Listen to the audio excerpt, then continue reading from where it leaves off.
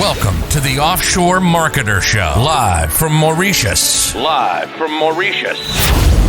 podcast where we share the best strategies to launch, grow, or scale an online business. Subscribe to the show so you find out how top brands, marketers, and entrepreneurs dominate their market. If you want to learn more, head over to offshoremarketer.com. And now, introducing your host, Fabio Bull.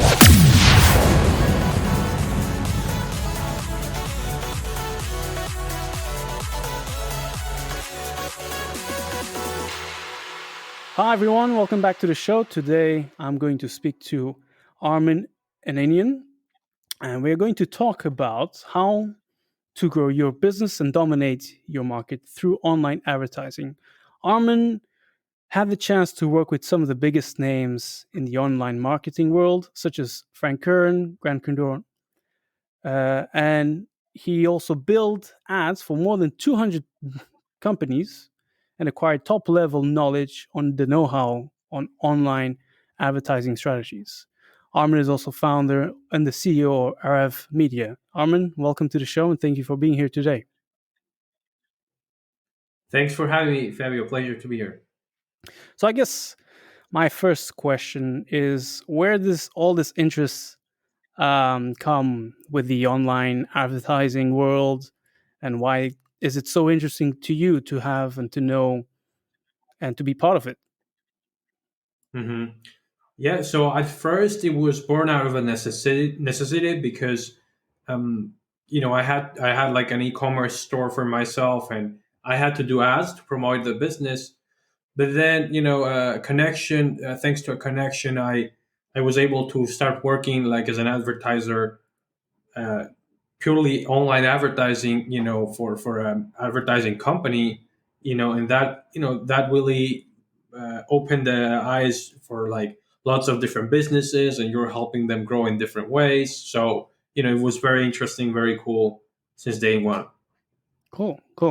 And so if I'm starting this social ads, what would be, and I know nothing, I'm like a rookie. I just found out this, I read a book, and I found, maybe I saw a course, and I did a course about creating a online let's say an online or digital product.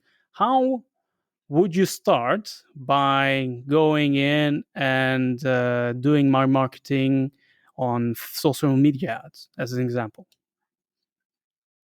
Mm-hmm. So I would probably have to ask you a couple more questions, like what type of business is it?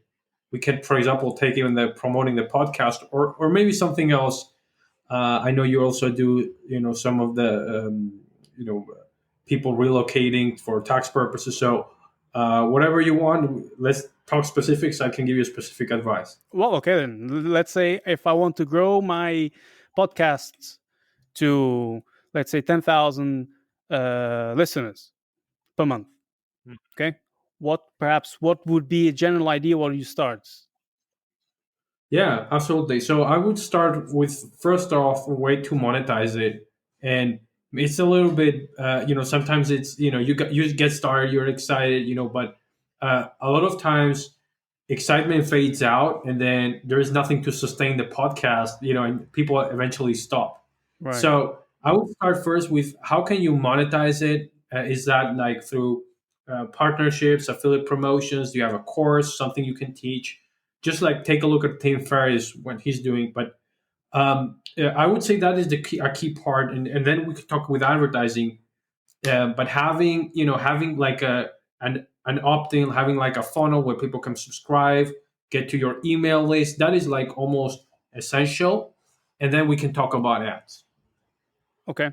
So, I mean, in other words, you're saying that have a clear goal first on what actually you want to do first, and then from there, probably channel all this, let's say, traffic into a funnel, onto an email list, and and then from there, actually start building this universe of people that know you. No. Absolutely. It's you can drive people to a website, and they're just gonna go to your website, and they're gonna bounce out. But if you have a funnel in place where people get their email, get something of value, and then you can constantly email them. It's super valuable. So once you have that part figured out, then it's, who's your target audience. For example, in this specific case, we can say entrepreneurs, in a specific area that maybe want to move, maybe not. But figuring out your audience is going to be next step, so we can target those people inside of, for example, Facebook ads. Okay. And have you seen any specific, let's say, marketing strategies that would surpass certain, let's say, if I have a competitor of a podcast in Mauritius as well, doing kind of the same thing, what would be maybe a specific strategy? And I don't even think there is a specific or podcast like mine in Mauritius. So anyway, I agree. what would be something like a specific strategy that you've seen out of this 200 different companies or different businesses that you probably learned, that you can just simply say, okay, this would work, this probably wouldn't work? Yeah, I would say number one, just being mindful of using, seeing what your competition does is number one. So you could go, for example, right now to, you can use tools like SEMrush for Google. You can go to the Facebook ads library. You can go ahead and check what your competition is doing. See if you can do something better, right? So you can Google them, see what type of ads they're running, what type of images they're using, what type of funnel they're driving to, and what if you can, model it, but at the same time make something better. So that would be a very low hanging fruit way where you can you can do better, right? From my insights, with working with 200 plus companies, it's very interesting when you work with different niches. A lot of the times, one thing that is working on a niche, when you move it to a different niche that is not used to the same thing, produces a lot of results. So, for example, follow up sequences are very common on email market on e-commerce companies, right? Hey, you left something in your cart, Mm-hmm. but they're not so common in lead generation businesses where you need a lead, stuff like that. So, that simple element of adding a follow up sequence can increase the closing percentage of whatever leads we generate for the client. And that's one of the examples, for example. And what if I just simply wanted to generate leads? What would you suggest? And let's say I'm an insurance company. I want to generate Mm-hmm. leads, and I am based out of, I don't know, Florida, as an example. And I have no Mm-hmm. idea. I'm just playing this off of my mind. I have no idea if a lot of people use, or if perhaps yes, because of hurricanes. Okay, let's say house insurance. There's a lot of hurricanes. How, if I'm an insurance company and I'm a small insurance company, what's the probably fastest way of me to generate leads using social media marketing? Is it to create some sort of Mm-hmm. package? What a bait? What do they call it? A bait? Like I don't know, ebook, or what are your Yeah, thoughts? that's it. Absolutely. So there has to be an offer. It's the answer is always test, see which one performs better for your market. Can be different. What we do is we encourage our clients to create content. So either educate, both educational and also content that it's like a direct pitch, and we build we position the client as a leader in the industry, as the sought after person, and that's how we go about doing the ads. So to answer your question, we brand the client, but we also have specific offers where it's like an ebook, where it's like a free consultation, an appointment, and we go from there. Okay, so then what you're saying is perhaps you have multiple ads for different types of directions, I guess. So one probably would be for the funnel to get an ebook, and the other one would be for landing page to put in a consultation or book a call, something like that. Yeah. Yeah, like see, we're testing that constantly. Okay. So we would test two different methods, see which one is performing better, see which one is getting us more results. So the answer is yeah. And in terms of platforms, I mean, today there's so many platforms. It's just then they keep popping up. I keep hearing now there's I think another one called Parler or Parler, and then you have another one Yeah. like competitive of YouTube or something. And I've always heard about mostly about Facebook, Instagram, and in your view, what would be the best ones right now? Is it still going to be Facebook for the next 5 years due to the amount of people that you have on Facebook, or do you niche out on specific areas? Like I think in Reddit, I guess you have more of the DIY, do yourself sections. So what have you been seeing Mhm. in the last few years on that area? Hmm.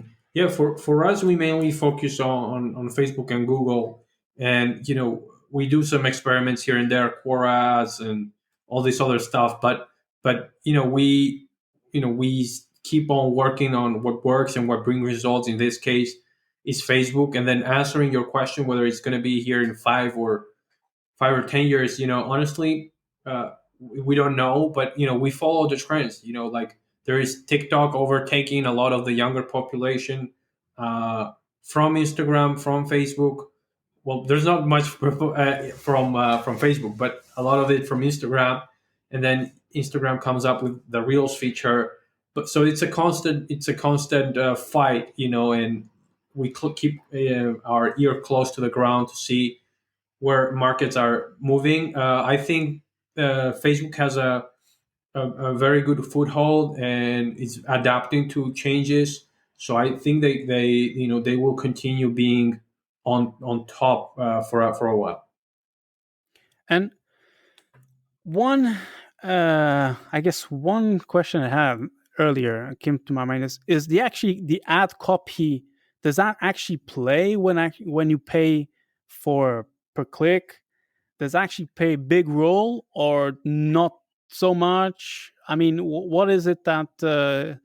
So I guess my question is, if you write a really good ad copy, versus you don't kind of write a really good ad copy, but you've really niche out, will the ad copy being really good but probably more broad will outlive the niche out of the smaller ad that we're trying to create?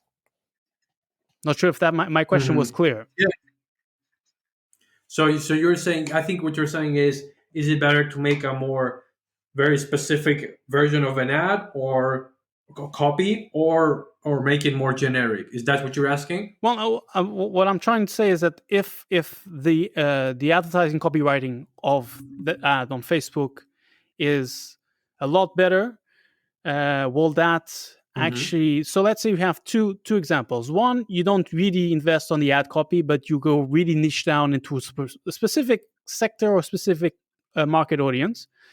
But the other side is you actually go for more people, but your ad copy is actually a lot better. Is being rewritten or it's actually been done by a professional. And my question in the end is, Hmm.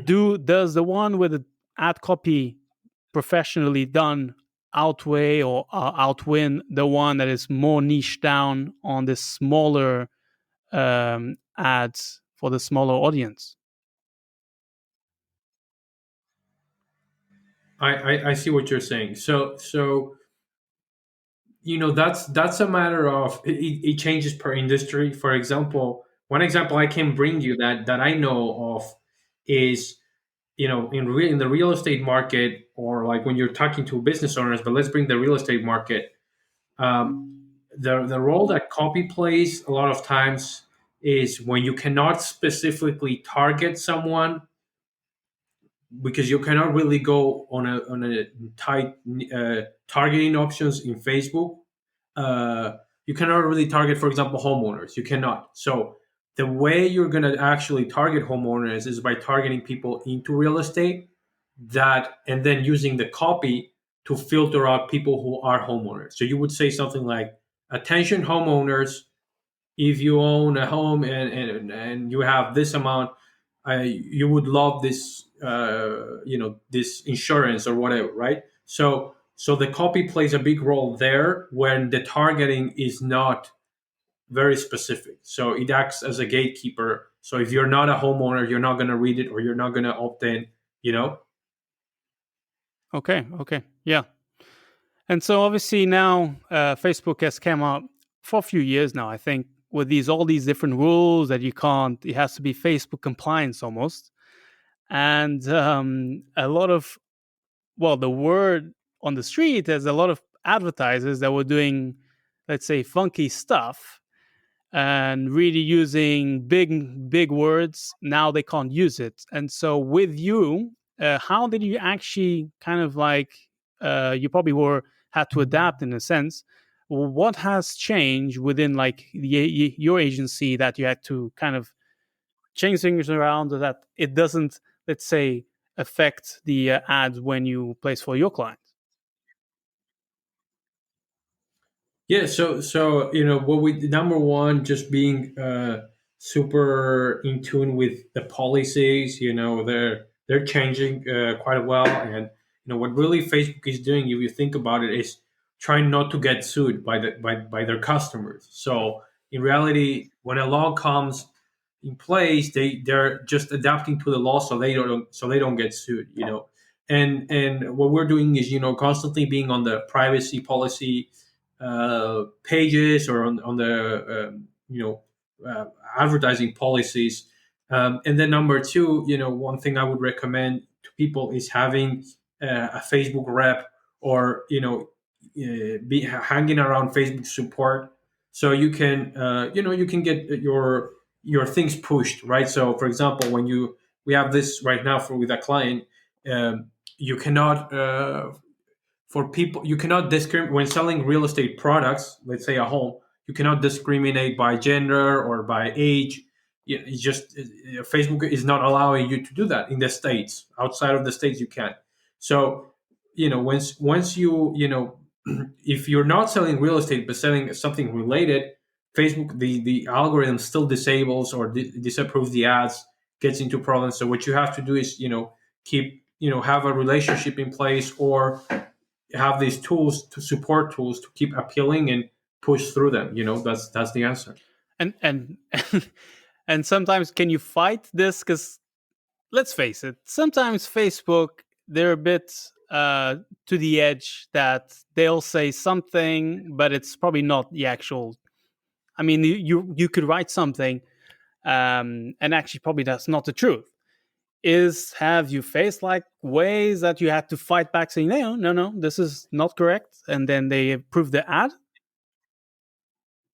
Yeah, that happens all the time.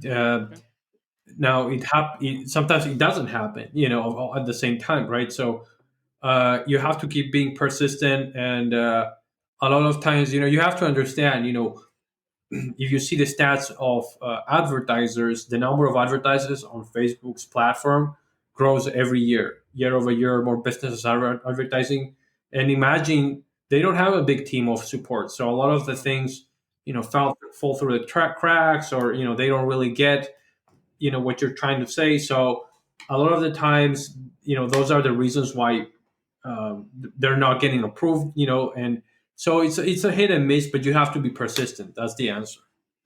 Cool. And should I use, let's say, ads? And this is probably a question I ask myself: ads to qualify cold, warm, or hot traffic on a constant basis. So Uh, meaning you segment them out.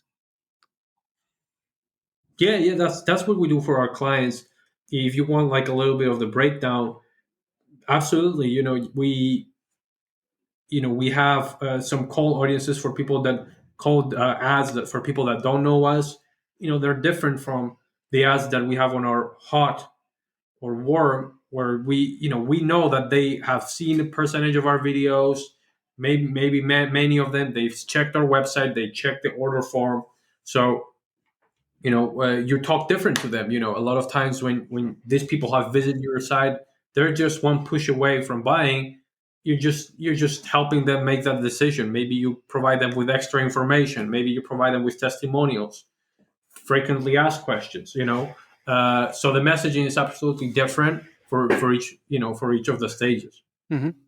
And what's the magic number in terms of characters on Facebook to have the perfect?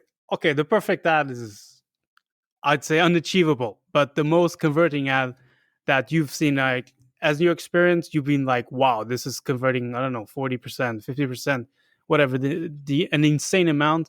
You're saying, okay, I will keep this ad for, because it's, I've seen on the, I think it's ad library, I think that's the name on Facebook, that some people Yes, leave their correct. ads like for 1 year, more than a year, and that just keeps converting, right? In your experience, like, what's Correct. been the, perhaps, the ad that you've seen that you kept most for clients that just been converting, and how long? I mean, give us some perhaps some, obviously you have to maintain confidentiality, absolutely, but maybe some specifics that would give Yeah. us some clues. Yeah, I would say one of the biggest insights that we came out with was, going back to what I told you at the one of the things at the beginning. This we were stuck at $40 to $50 cost per lead on this client, and then we just switched to something very, very simple, like an opt-in, but it was like a total, like, it was all about the offer. It wasn't like the ad per se, but the offer was something like, get insider access to X, right? So that, instead of, hey, get this because you're gonna get this, it was like, get insider access to this document. And that totally changed the things, and we started going again from $40 to $50 a day per lead. This went to, I remember, not between $5 and $9 per lead. So it was a huge change. It was all about the right offer Wow. that we made that changed the results. Wow. So how can you, so I mean, did you have to split test a lot of this ads, or how did you actually manage to keep the costs so low? It was introducing a new funnel that it was just introducing a new funnel that wasn't used in the industry. So it was a different type of funnel, different type of offer, and myself included, I was stuck in. We cannot really go below 40. This is impossible. But then, when we use that funnel, like, things totally started, cost totally started lowering. So it was just introducing something that worked on another industry into this new industry, or into this client that we were working with. Cool, very cool. Um, on average, and again, we've talked about a few different goals. If I want to, just a person wants to opt into my mailing list, what would be, let's say, a price I should expect to pay for a lead? And So for email list, go ahead. and I know this really depends on on the audience itself, but there must be an average out there.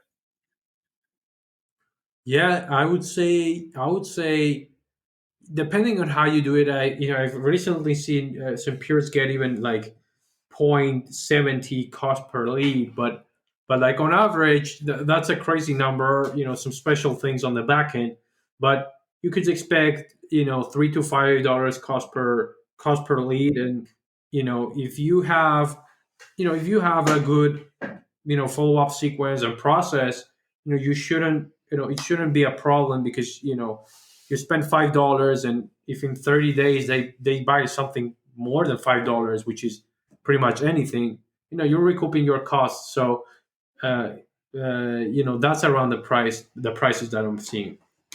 And so how can I, let's say if I have hypothetically, let's say $10,000 to invest in Facebook ads, how can I use those $10,000 to grow into $20,000 using a specific strategy that you used before, as an example? Yeah, we could go. I mean, I can go specific on something, but let's say it's a high ticket product, so that it's easier to picture. Well, if it's $3,000 a piece, we would need what, like six to seven purchases to get to the 21 so $20,000, right? So how can we do that? How can we build trust? Uh, build trust, offer value, and close them. Many ways. This could be a webinar to an application form. Mhm. This could be a webinar directly to the uh, to the order page. This could also be a short video training that would go then to an application form. So a lot of these, you don't have to complicate it too much Mhm. on the funnel side of things. What matters is that you close. You have a good team on the back end that can handle the leads and call them fast, and follow up and close them. Cool. Cool. So, okay. So let's say if I pay, so I'm just trying to perhaps see here, scenario would be I have $10,000, so we get 20K. If I use $1,000 in advertising, which is kind of a lot for one lead, and so there'll be 10 leads, and let's say probably 5 or 4 of them buy, I'll probably in positive, I guess, at $3,000. So it'll be 12,000, and that's how you'll be able to replicate again and again and again until you get to 20K. Is that something you'd probably suggest? Yeah. Yeah, yeah. Like I would say we would, yeah, we would get more leads than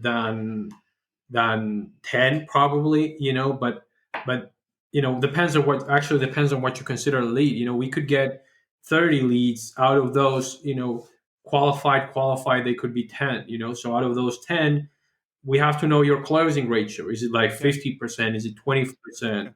Well, out of those 10, and then that's how the math works. So if we know your closing rate, then we have to make sure we get enough leads so that we hit, let's say, those 5 purchases or those 6 or 7 purchases. So it's reverse engineering, starting from that. Cool.